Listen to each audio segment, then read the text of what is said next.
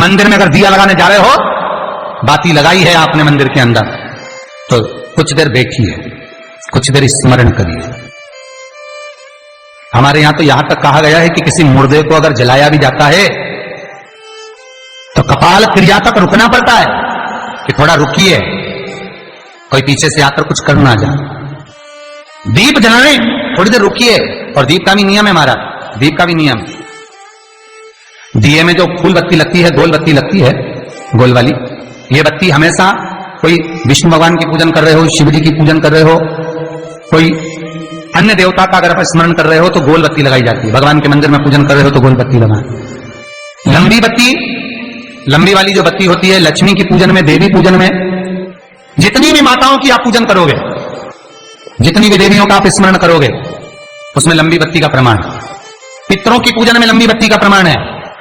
पितरों को कभी गोल बत्ती नहीं लगती। आप मटके के पास में, परिंदे के पास में, जल के पात्र के पास में कोई भी अगर दिया लगाएंगे तो वहां गोल बत्ती रखकर लगाएंगे तो घर में लक्ष्मी नहीं टिकेगी। कई लोग कहते हैं कि परिंदे के पास, मटके के पास में, पानी के स्रोत के पास में जहां जल भरते हैं, ठंडा रखते हैं, टंकी रखते हैं, वहां पर मटके के पास बत्ती लगाओ, दिया लगाओ, पितर शांत रहेंगे। तो पितरों को शांत करो, मना नहीं है, पर दिया लगाने का नियम है कि पितरों को अगर आप दिया लगा रही हो मटके के पास, परिंदे के पास, या अमावस्या के दिन पितरों के लिए अगर दीप लगा रही हो तो गोल बत्ती अगर लगाओगी तो कार्य कभी सफल नहीं होगा। घर में लक्ष्मी नहीं टिकेगी, संपदा नहीं रहेगी, घर में कोई ना कोई बीमार पड़ा ही रहेगा,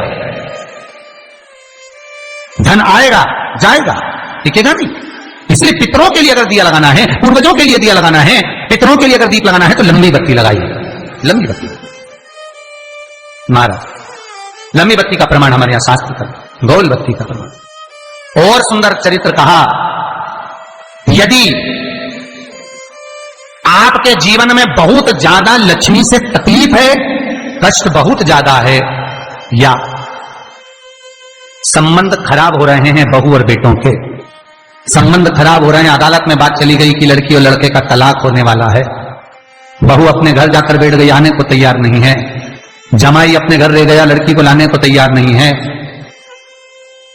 सास बहू में आपस में तनमन चल रही है, प्रेम बिल्कुल नहीं है, या लक्ष्मी आती ही नहीं, बहुत कष्ट है, जमीन जायदाद पड़ी बिक नहीं रही, तो एक काम करना, इतना दुख अगर आपके जीवन में है तो कार्तिक के महीने तक रुको, और कार्तिक का महीना आए, त्रयोदशी तिथि आए, कोई सा भी हो, सोमवार, रविवार, मंगल, बुध, कोई सी भी त्रयोदशी, प्रदोष, कोई सी भी प्रदोष तिथि आए, उस दिन तुलसी की लकड़ी, पहले से तुलसी आपके घर में अगर सूखी हो, तुलसी सूख गई हो तो उसकी जो लकड़ी होती है, उस लकड़ी का 7 लकड़ी का बंडल बनाकर दीप बना लो। लकड़ी का दीप मतलब लकड़ी, पतली पतली डालियों को लेकर कच्चे सूत से उसको बांधो और बांधकर घी में डुबक दो। कार्तिक के महीने में शुक्ल पक्ष की त्रयोदशी तिथि जब आए, प्रदोष का जब व्रत आए, उस दिन भगवान के मंदिर में, शिव मंदिर में नहीं, भगवान किसी भी देवता के मंदिर में, विष्णु के मंदिर में, नारायण के मंदिर में, कृष्ण मंदिर में, राम मंदिर में, किसी भी मंदिर में, मंदिर ना हो तो अपने घर के मंदिर में शाम के समय पर उस तुलसी की लकड़ी का दीप, दिया भरकर उसमें घी डालकर जो दीप प्रकट कर देता है, जला देता है, दीप को प्रज्वलित कर देता है, उसके घर में कभी संपदा की कमी नहीं होती। महाराज विष्णु पुराण में स्पष्ट लिखा है। इसलिए शायद कहा जाता है कि भगवान को सर्वश्रेष्ठ कौन सा चंदन अच्छा लगता है।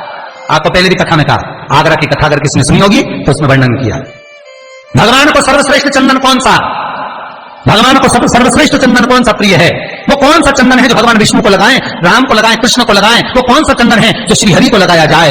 तो जीते जी भगवान विष्णु एक बार गले लगाते हैं, उसको कहते हैं हरि चंदन। कौन सा चंदन है? हरि चंदन। हरि चंदन बाजार में नहीं मिलेगा, हरि चंदन आपको बनाना पड़ेगा। कैसे बनाना है? तुलसी जब सूख जाए उसकी जड़ को निकाल लिया जाए, वो जड़ को पानी में धो लिया जाए, धोने के बाद उसको सिलबट्टे पर, पत्थर पर घिसा जाए और घिसकर उसमें थोड़ा सा कुंकू रोली डालकर तैयार कर कर जो भगवान विष्णु के मस्तक पर, कृष्ण राम के मस्तक पर लगा देते हैं और उसकी एक बिंदी अपने हृदय पे लगा लेते हैं। जीते जी भगवान एक बार उसको गले लगाते ही हैं। हरि चंदन प्रियता।